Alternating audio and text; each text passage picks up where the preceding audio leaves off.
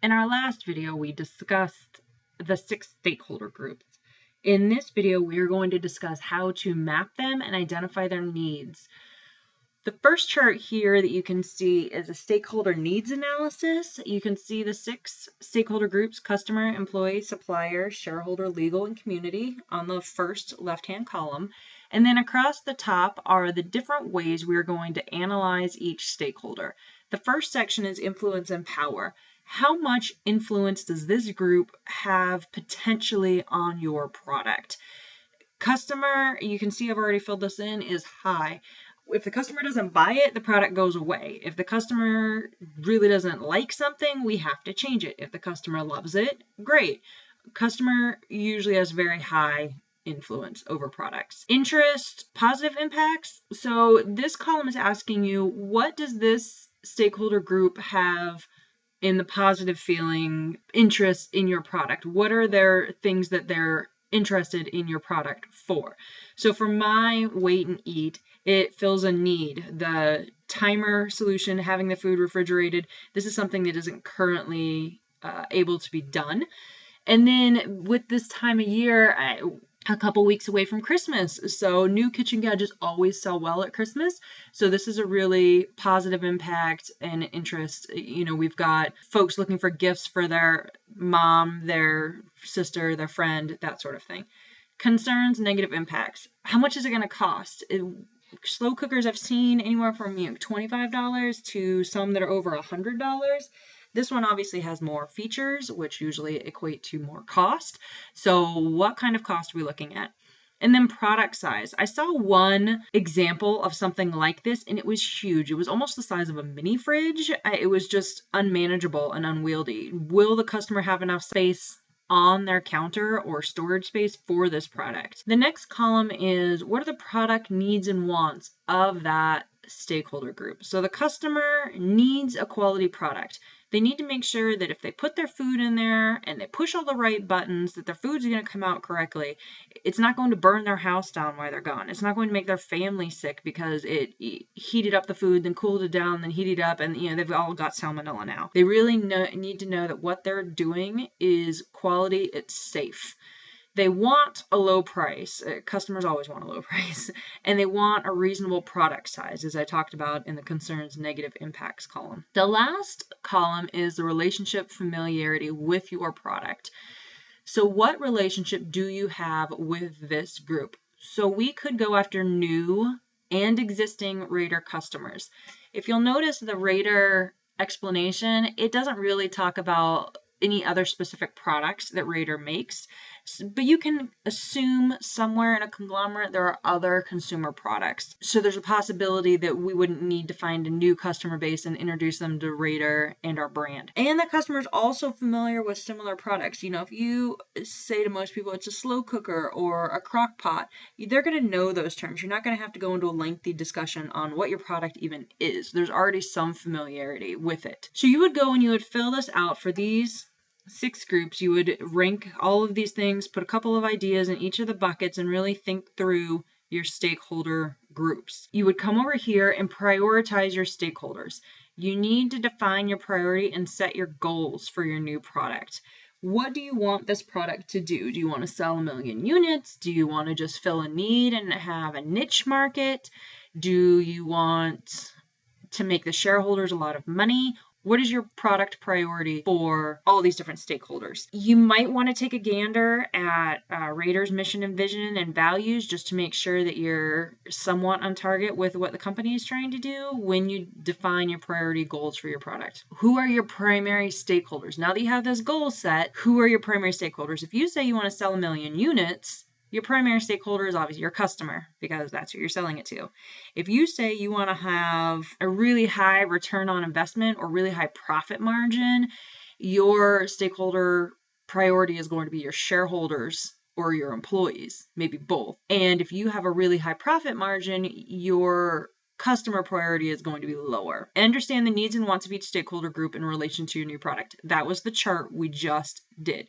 Now we rank each stakeholder in the ability to help your product be successful. So if you said you want to sell 1 million units, you would rank them with 1 through 6 and who's the most important to the least important. The least important doesn't mean not important. It just means the least important to meeting your goals.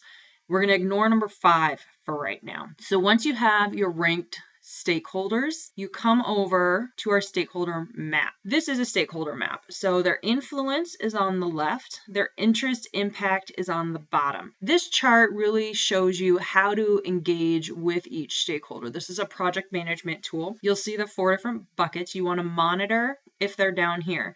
You really are just listening for feedback and making sure that they're not coming out of left field with any ideas that you weren't aware of. This group you want to keep informed.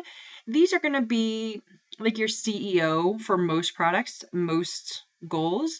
You really want to keep them in the loop because they can shut down your product, but they don't really have anything to do with the day-to-day product making or selling or marketing or anything like that. Up here is the group you want to keep satisfied. You're going to be a little more active with this group. You're making sure that they don't have any large complaints that you're not addressing. And over here, these are the ones that you're actively working with all the time. You're managing them closely. You're seeing what they're doing, what they're thinking, how they're reacting with your product, and you're really making a lot of adjustments. So these 4 buckets you've ranked your stakeholders. I color-coded them here and then made little dots. And what you do is you place them. So if my goal is to capture 20% of the market share for the slow cooker industry, that's going to be my goal. The main group that's going to do that for me is the customer. I'm going to manage them closely. They have high impact, high influence. I really need to manage them closely. With having market share, the employee, shareholders, legal, you can see the color code chart here. You're going to just decide where they go based on your strategy. The suppliers, you always want to keep your suppliers happy and they can have impact. If they stop getting you your circuit boards, then you can't make your product, you can't get in the market share. Your community, you're probably going to want to keep them informed. Your shareholders, again, you're going to probably want to just keep them informed. Your employees, you're going to need to keep them satisfied because you need them to work through, make sure you have enough product, make sure it's being sold, managed, marketed, all that sort of thing. Legal, they're not really in my bucket at all, but obviously I don't want to ignore them. They do have high influence. They do have high impact because they can shut me down at any point. So I'm going to put them right there. I'm really just monitoring them. Maybe I might even move them over here to keep informed. You know what? I'm going to straddle that line because obviously legal needs to stay informed of ideas, but I don't really need to go so far as to keep them satisfied. I really just need to stay compliant and they're happy. So this would be the stakeholder map for my wait and eat product managing 20% of the market share. And you could obviously tweak these. You can make different arguments. You could say, if you engage the customer and, the community and manage them closely, through that chili cook-off that we had mentioned earlier, you might be able to get more market share through doing those sorts of things if you're actively engaged in managing the community. So you could make that argument and move them up. This is stakeholder mapping, where you can just at a glance see where your stakeholders are and how important they are. Another model is to make them bigger. So if your customer group is the most important by 20%, you would make their sphere bigger. So that way you would know that that group is the most important by a lot based on what we need. The supplier group, remember we said they were also important. They might be, this size because if they drop the ball, we could fall off, whatever. For your stakeholder mapping assignment, you can choose to make all the spheres the same size, or you can do the weighted, making them bigger for more important groups, smaller. If you find that you have 4 of 6 groups in the same, manage closely, you have 4 of 6 groups in there, you might want to do the bigger, smaller. So if they're all in the same bucket, you can have an idea of, okay, I need to manage them closely, but customers still come over suppliers, which come before community. The employee also needs to be in there so you can understand your ranking. We are going to have a discussion later on prioritizing our stakeholders and how to manage conflict in them. And this chart is really going to be how you decide how to manage your conflict, how to prioritize your stakeholders. along with the goal that you just set and how you aligned your stakeholders to it. So I hope this makes sense. You do a needs analysis chart that looks like this. I just made one in Excel, as you can see. And these are your 5 columns that you have for your 6 groups. And you fill each out. You go and you prioritize your stakeholders, you set a goal, and then you map them. And you just make sure that your map makes sense.